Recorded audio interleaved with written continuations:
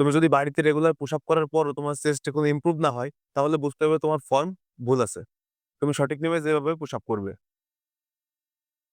প্রথমত হাতের দূরত্ব নিয়ে অনেকে কনফিউশন এ ভোগে। এভাবে ঠিক হাতের দূরত্ব মেপে নাও। তারপর কি বডিকে এভাবে সোজা করো, আঙুল ছড়িয়ে দাও। তারপরে নিচের দিকে ফোকাস রেখে এভাবে ডাউন হয়ে ১ সেকেন্ড হোল্ড করে ওঠো। ডাউন হওয়ার সময় সময় নেবে। সবসময় মনে রাখবো slow down, ১ second hold and push.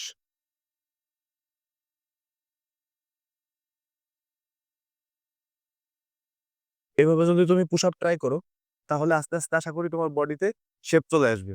কারণ তোমার চেস্ট যদি ফিল না করে যে তুমি ওয়ার্কআউট করছো, তোমার চেস্টে যদি খুব বেশি প্রেশার না ফিল করে, সেক্ষেত্রে তোমার চেস্ট কখনোই ইমপ্রুভ করবে না।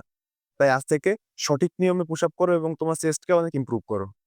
বাড়িতেই সুস্থ এবং ফিট থাকতে আমার চ্যানেলটি সাবস্ক্রাইব করো।